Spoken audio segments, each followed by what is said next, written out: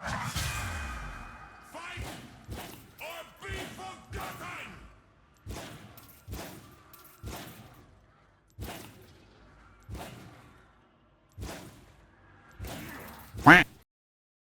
Good evening, summoners, and welcome back to a new video. Now, today I wanted to go over the new Aatrox Rework.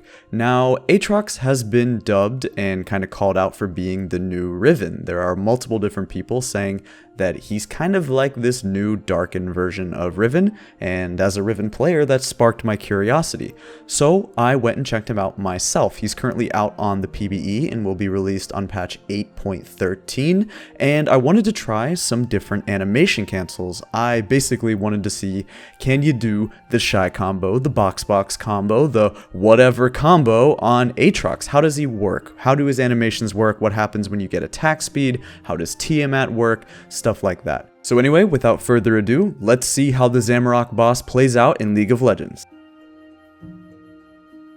Now, starting off for Aatrox, let's just talk about a fast combo or some kind of Aatrox fast combo. Spamming your keys and pressing Q as fast as humanly possible looks like this. It's not as fast as I originally expected, and one of the weird things is I kind of thought it would be faster than this because it feels a little bit off or a little bit clunky. In a perfect world, I kind of wish it was a little bit easier to use and the Q animations didn't really... I don't know, you can't cut them off the same way that you can cut off a Riven Q. And this is kind of the exact point that I wanted to make, is that even though technically, yeah, your most DPS and the best way to play him probably would be to auto weave, and every single time you press your Q to fit in an auto attack between there, especially because your passive gives you bonus attack range and applies grievous wounds and grievous shields or whatever you want to call it. But the problem is that it's just not as easy as it is with Riven. Your Q kind of locks you out of doing a proper fast combo, and this is what I would say would be the most disappointing part so far of the rework for me, and the thing that feels the most clunky. Now, of course, they shouldn't just make Riven 2.0. I'm not suggesting that this is basically the darkened version of Riven, but I would have liked to see this be slightly smoother and come out easier. The thing I tried next was buying all of these attack speed items and even using the Hail of Blades keystone, but I didn't see much of a noticeable difference. I was able to fit in auto attacks here and there slightly better, but I would say overall I was pretty disappointed in this part. But from here on out, everything that I'm going to talk about is really nice with his rework, specifically getting into Tiamat next. For me, Tiamat is probably going to be a core item. It feels really good to use. You can use this in a nice, sick little combo, especially with your third Q, because the radius is almost exactly the same. So you use your third Q, knock up onto them, you're going to get the maximum damage in proximity with your Tiamat active, and none of Aatrox's abilities have lockout between them.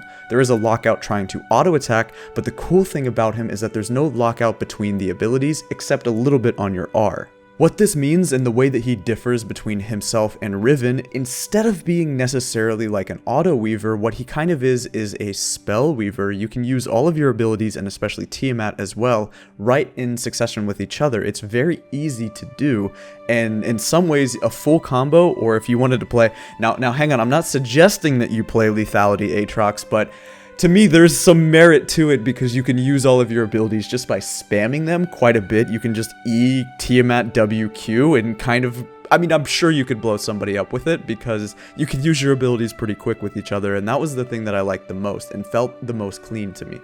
As far as the rest of his abilities, I wouldn't say necessarily that they are auto attack resets. I wouldn't consider it anything like a Jax W, Nasus Q, whatever. None of them apply on hit effects as well, because his Q is a spell. It's not an auto attack of any type, and like I said, I wouldn't say any of them are particularly good for auto resets, which in turn makes me think that Trinity Force is not as good as I originally thought. I thought it made a lot of sense thinking about it, but definitely after testing it out and not having a lot of good auto resets, Trinity Force is probably overrated, and attack speed in general might be slightly overrated on the new Aatrox. The distance on his E-dash is pretty comparable, I would say, to the distance that a Kali Shroud can displace you and move you, and you could probably go over all the same walls that a Kali can using her Shroud. I'll give you some examples on screen and show you. There are quite a few walls where you can really try, you can force it like, come on, but it's just not gonna happen. It's not gonna take you over the wall. You can use it to corner cut as well, so it's decent in the jungle, but not too particularly good at going over walls. Because you can use your abilities in such a fluid fashion, the most important thing to me is understanding how his ultimate works. Now, the ultimate gives you bonus move speed, and the best way I found to activate your ult if you want to use it to engage is to ER, and then into WQ. It doesn't fit too well, and no matter how hard you mash it, it's kind of hard to do an ER, WQ, Tiamat. It's not the same way as you can cancel Riven's ultimate animation, but I would say it's not bad. It doesn't lock you out and it doesn't completely stop you, and you can do ER and RE in some cases, but maybe it's just PBE lag, I'm not necessarily sure, but it didn't feel too good to use the same way E, W, and Q did. The full combos do look sick, however, so if you wanted to play Lethality Assassin Aatrox, I mean, have at it, my man. It's probably pretty good. Something very interesting that you should understand about his dash is how you can use it. You don't have to use EQ in the same way to make it look really smooth. You can use your E during the Q animation. If you use your Q first and then you use your E, you can reposition and use it in the same direction.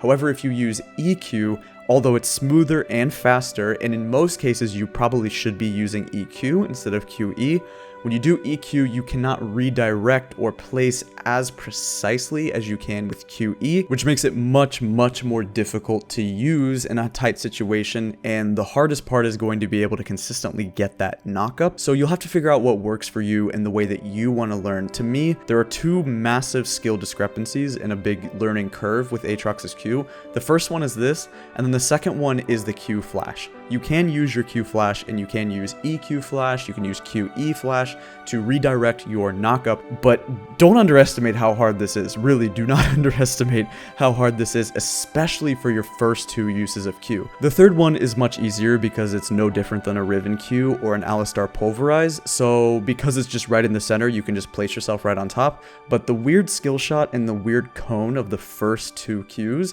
makes it much easier, and I can tell you this is going to be the big learning curve between a good and a great Aatrox. Finally, something very interesting that you should know, and this is more like a tip and a trick rather than a straight up animation cancel, but it's some way that you should use your abilities and think about them. I noticed after playing around with him for quite a while, the W animation and the length of the ability is almost the exact same as if you throw out your W and then you use your first two Qs with an E. So you throw W and then you EQ or QE, however you want to do it. The knockup range or the maximum range on your Q at that point is almost the exact same range to a T as the end of your W, and I think this is designed by Riot. What you could do is you can start off with W, EQ, knock them up, and then we'll guarantee that the chain hits them and stays on them because they'll be knocked up. Unless they flash out of the immediate chain effect or the chain area right after that, this is a great way to trade with your opponent, and it's a great way to lock them down.